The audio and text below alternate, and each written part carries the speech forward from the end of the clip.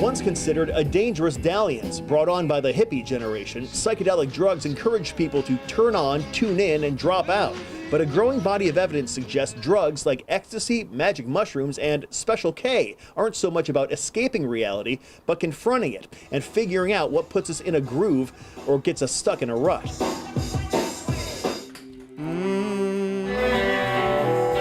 Chris has suffered from depression and anxiety for more than a decade. He asked us not to use his last name for privacy purposes. So I am very kind and compassionate to other people, but to myself, I can be very brutal. And for many years have brutalized myself into a point where it was really affecting my relationship with others and my relationship with the world.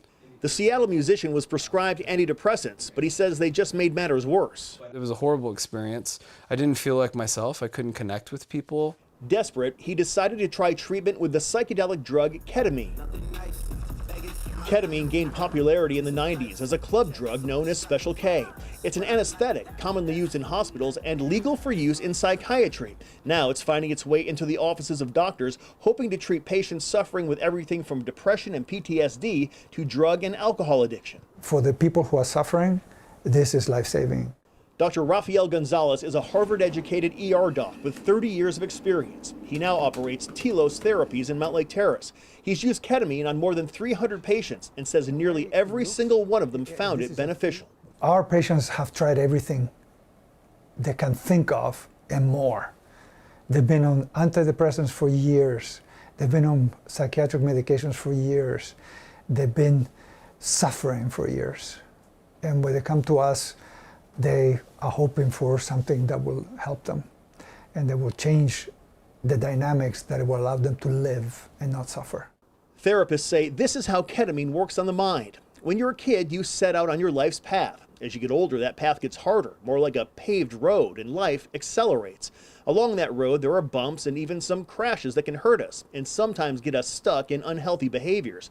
But by now, we're so far down that road, we don't know how to get off. We need an exit. Ketamine helps your brain see the whole map and all the new roads you can take to find a better way. All right, let's get you ready. Chris is ready for his first ketamine session with Dr. Gonzalez. He administers a shot to the arm. Chris puts on his eye shades and the trip begins. I'll be checking in on you, okay? All right, thank you. Licensed psychotherapist Scott Ross is there to guide him and make sure nothing goes wrong. Surrender to it. Within about 10 minutes, Chris is fully immersed in the experience. I'm dissolving. There are so many possibilities to every single moment. Ross says the drug allows certain parts of the brain to talk with other parts that normally don't communicate with each other. That rational part that's trying to make sense of things, it goes offline. Thank you, Mom. Gosh, Mom. Allowing for objective new thoughts to be created that can change old, unwanted behaviors. I had a client the other day that described it like being hooked up to a loving machine. We don't know exactly how that happened. We don't know, but we know it happens. And for them, it's transformational.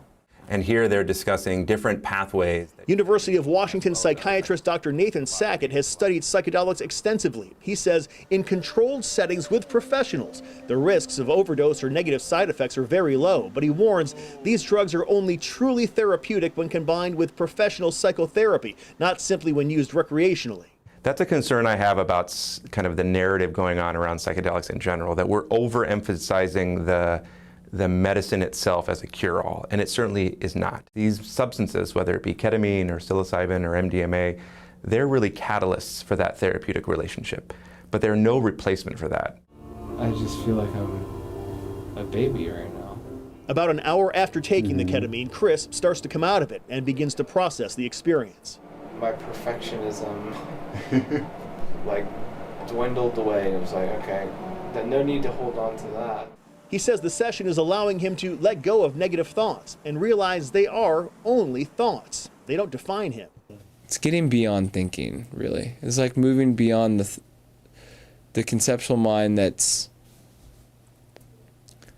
always trying to impress. This is a revolution of therapy, I believe. A potential revolution of the mind that 60 years after the 60s, invites us to turn on, tune in, and get well. Eric Wilkinson, King 5 News.